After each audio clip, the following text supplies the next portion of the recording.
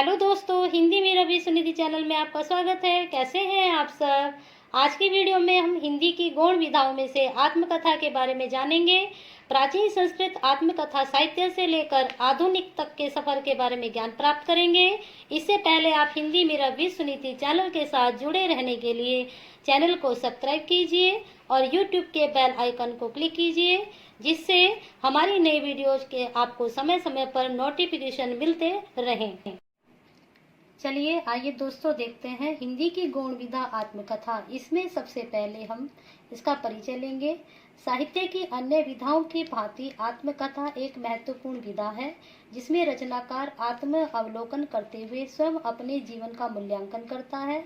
अतः सरल शब्दों में कहा जा सकता है कि आत्मकथा लेखक के भोगे हुए जीवन का स्वयं किया हुआ गया विवेचन एवं विश्लेषण है। इसमें उपन्यास की सी रोचकता एवं इतिहास की सी प्रामाणिकता होती है। इसमें लेखक अपने जीवन की सभी सच्चाइयों का निसंकोच व्यक्त करता है। हिंदी साहित्य में लिखी गई सर्वप्रथम आत्मकथा अर्थकथानक है, जिसे जैन कवि श्री बनारसी दास जी ने सन 1641 में लिखा था। इसके पश्चात भारतेंदु हरिश्चंद्र जी की अधूरी आत्मकथा कुछ आप बीती कुछ जग बीती का उल्लेख आता है। साहित्य समाज का दर्पण है। आधुनिक काल का हिंदी गद्य साहित्य पर्याप्त समृद्ध है। गद्य साहित्य अनेक विधाओं से विकसित हो रहा है। इन विधाओं में जीवन परक विधाओं का महत्वपूर्ण योगदान रहा है। इनमें जीवनी, संस्मरण, डायरी, रेखाचित्र, रिपोर्ट, ताज यात्रा, वृत्तांत तथा आत्मकथा है। आत्मकथा एक कलात्मक एवं मानवीय विधा है। आत्मकथा का स्वरूप व्यक्ति केंद्रित होता है। आत्मकथा में लेखक स्वयं नायक होता है। संपूर्ण कथा उसके इर्द गिर्द ही घूमती है। आत्मकथा गद्य का वह रूप है जिसमें लेखक अपने जीवन संघर्ष, उतार चढ़ाव, गुणों अवगुणों, सफलता असफलताओं, पारिवारिक परिस्थितियों, परिवेश, वंश, योग्यता, कठिनाइयों आदि का प्रेरणा स्रोत आदि का स्वयं निसंकोच भाव से यथार्थ रूप में कलात्मक लेखन करता है। आज हिंदी साहित्य में आत्मकथा हिंदी की सभी विधाओं में रोचक एवं सजीव विधा है, क्योंकि अन्य सभी विधाओं में साहित्यकार व्यक्तिगत नीतियों अथवा सामाजिक समस्याओं का ही वर्णन करता है, जबकि आत्मकथा में वह स्वयं के नितांत निजी व आत्म तत्वों का उद्घाटन करता है। आत्मकथा व्यक्ति का वह अंतः साक्ष्य है जो उसकी संपूर्ण जीवन यात्रा का प्रामाणिक, यथार्थपूर्ण एवं आत्मिक दस्तावेज प्रस्तुत करती है। आत्मकथा विधा के स्वरूप को स्पष्ट करने के लिए विभिन्न पाश्चात्य एवं भारतीय कोशों तथा विद्वानों ने अपनी अपनी परिभाषाएं प्रस्तुत की हैं, जिन्हें अब हम देखेंगे। आत्मकथा अंग्रेजी के ऑटोबायोग्राफी का हिंदी रूपांतरण है। यहाँ ऑटो का अर्थ आत्मा और बायोग्राफी का अर्थ है जीवनी। इस प्रकार से आत्मकथा का अर्थ हुआ संबंध व्यक्ति द्वारा अपने जीवन की कहानी स्वयं लिखी जाना, अथवा यह भी कह सकते हैं कि स्वयं के जीवन पर स्वरचित कथा ही आत्मकथा होती है।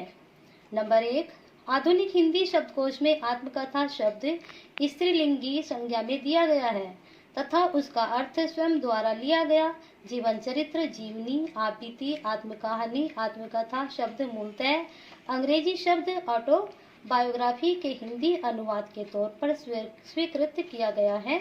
भारतीय संस्कृत साहित्य में आत्मवृत्ति कथनम और आत्मचरितम शब्द अवश्य मिलते हैं, जो आत्मकथा के अर्थ में स्वीकृत शब्द हैं। ऑटोबायोग्राफी के लिए हिंदी में अनेक शब्द प्रचलित हैं, जैसे कि आत्मकथा, जीवनी, आत्मकहानी, आपबीती, मेरी कहानी आदि। इन शब्दों के मध्य आत्मकथा समस्त पद ने अपना विशेष स्थान बनाया है और ऑटोबायोग्राफी के अनुवाद रूप में आत्मकथा शब्द को व्यापक स्वीकृति मिली है। इस प्रकार से हमने देखा कि आत्मकथा को किस तरह से एक्सप्लेन किया है। इसके बाद आत्मकथा की विशेषताएं आती हैं। आत्मकथा की जो स्वरूपगत विशेषताएं हैं एवं तथ्य हमारे सामने उभर कर आते हैं, वे निम्नलिखित हैं। इसमें सबसे पहले हम लेते हैं आत्मकथा स्वयं के द्वारा लिखा गया स्वयं के जीवन का इतिहास है। लेखक के आत्म अनुभवों की प्रस्तुति होने व अंतर जगत से संबंधित होने के कारण यह एक आत्मपरक विधा है। जीवन का इतिहास लिखते समय लेखक यथासंभव बाह्य परिवेश तथा स्वयं से संबंधित अन्य व्यक्तियों का भी चित्रण आत्मकथा में करता है। फिर लेते हैं आत्मचरित लेखक अपनी आयु की अंतिम अवस्था में मानसिकता के परिपक्व होने पर लिखता है। आत्मकथा लिखने में लेखक के विगत जीवन की स्मृतियां मुख्य रूप से सहायक हुआ करती हैं। यह सत्य ऐतिहासिक सत्य न होकर लेखक का अनुभवगत सत्य हुआ करता है। फिर हम लेते हैं आत्मकथा दर्पण के समान स्पष्ट, सत्य, निश्चल, सहज, सरल, निर्भीक अभिव्यक्ति है। इस प्रकार से हमने देखा कि आत्मकथा की किस प्रकार की विशेषताएं होती हैं। फिर आगे देखते हैं आत्मकथा गद्य साहित्य की अत्यंत नवीन विधा है। इतिहास गवाह है कि भारतीय परंपरा आत्म प्रचार की अपेक्षा आत्मगोपन की ओर अधिक उन्मुख रही है। आत्मकथा साहित्य के संकेत हम प्राचीन काल में संस्कृत के साहित्य से मिलने से आरंभ हो गए थे, परंतु आत्मकथा साहित्य का जन्म आधुनिक काल से ही मानते हैं। संस्कृत के प्राचीन साहित्यकारों की आध्यात्म के प्रति रुचि होने के कारण उस काल में इस विधा के उदाहरण अल्प हैं, क्योंकि उस वक्त इतनी ये मानी नहीं गई थी या प्रचलित नहीं थी। फिर अब हम देखते हैं इसको संक्षेप में कि किस तरह थे प्राचीन संस्कृत साहित्य में आत्मकथा के संकेत। संस्कृत साहित्य में सर्वप्रथम कवि माघ ने शिशुपाल वध की रचना की थी। इसमें उन्होंने अपना तथा पितामह का परिचय दिया है। इसमें कवि ने अपने वंश का गौरव गान भी किया है। इसी प्रकार कवि भट्टी ने अपना परिचय देते हुए कहा है कि मैंने श्रीधर के द्वारा शासित वल्लभी में भट्टी काव्य की रचना की है। श्रीधर सेन ने इन्हें कुछ भूमि दान में दी थी। इस बात का उल्लेख एक शिलालेख में मिलता है। कवि भट्टी वल्लभी के शासक द्वारा प्रशासित थे।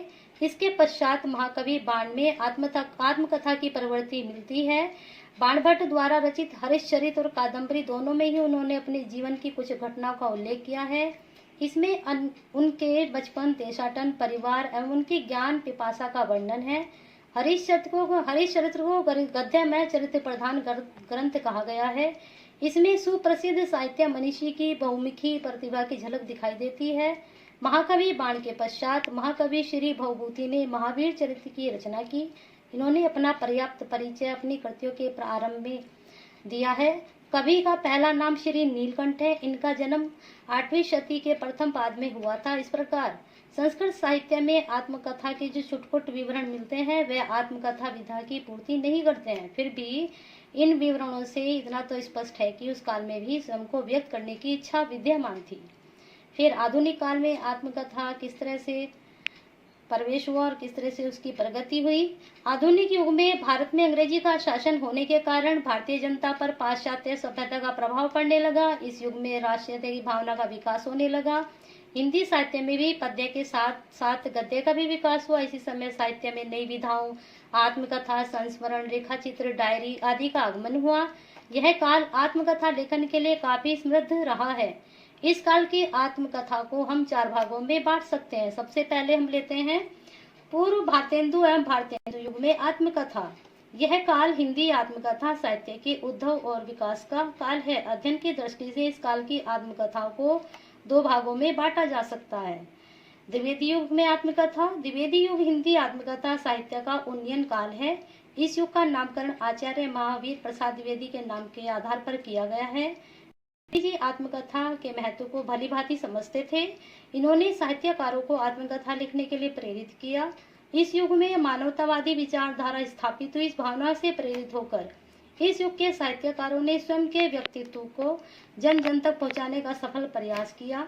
इस काल के लेखकों ने समष्टि के लिए व्यष्टि के उत्सर्ग की भावना पर बल दिया। फिर आते हैं छायावादी युग में आत्मकथा।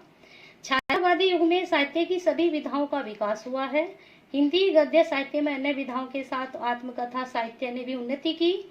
इस समय के आत्मकथाकारों ने सामाजिकता के स्थान पर व्यक्तिगत अनुभूतियों को स्थान दिया। छायावादी युग के आत्मकथाकारों ने सामाजिक बंधनों को तोड़कर पश्चिम के स्वच्छंदवादी विचारों को ग्रहण किया।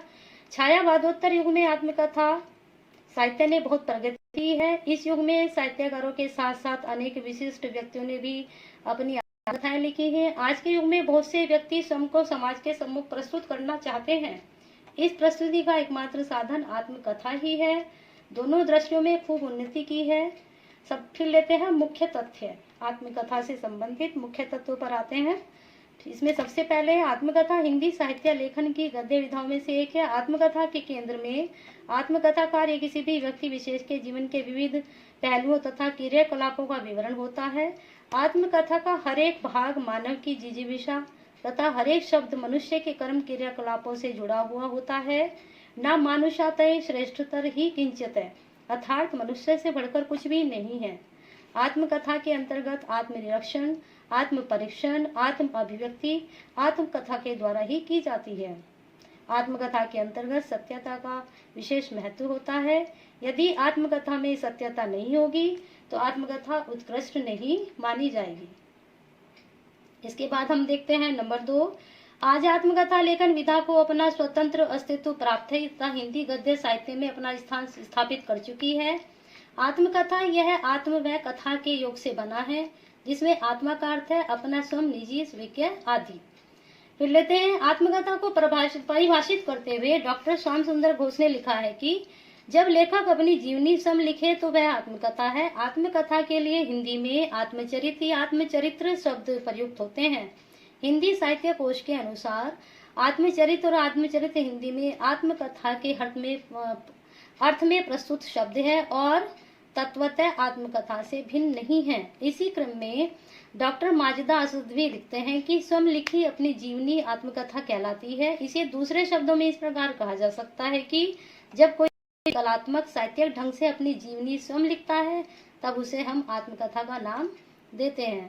पंडित जवाहरलाल नेहरू द्वारा लिखित मेरी कहानी को अनुवादित करके अब्राहम काउली आत्मकथा के संबंध में लिखते हैं कि किसी आदमी को अपने बारे में खुद लिखना मुश्किल भी है और दिलचस्प भी, क्योंकि अपनी बुराई या निंदा लिखना खुद हमें बुरा मालूम होता है और अगर हम अपनी तारीफ करें तो पाठकों को उसे सुनना नागवार मालूम होता है। इसी क्रम के आत्मकथा के संबंध में गुलाब राय अपने विचार व्यक्त करते हुए लिखते हैं कि साधारण जीवन चरित्र से आत्मकथा में कुछ विशेषता होती है।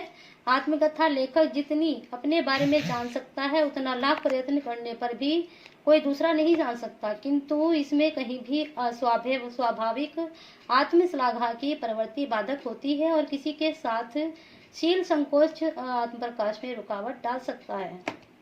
इस प्रकार से हमने जाना कि आत्मकथा अपनी अनुभूतियों को अभिव्यक्त करने का सबसे आसान व सहज माध्यम है। आत्मकथा के द्वारा आत्मकथाकार अपने जीवन परिवेश, महत्वपूर्ण घटनाओं, विचारधाराओं, निजी अनुभवों, अपनी क्षमताओं, दुर्बलताओं तथा अपने समय की सामाजिक राजनीतिक परिस्थितियों का शब्दों के माध्यम से लोगों के साथ समक्ष प्रस्तुत करता है। इस प्रकार से आज की वीडियो में हमने देखा आत्मकथा के बारे में, और अधिक जानकारी के लिए जुड़े रहिए हिंदी मिरर विद सुनीति के साथ और अपनी हिंदी को नई दिशा देते रहिए।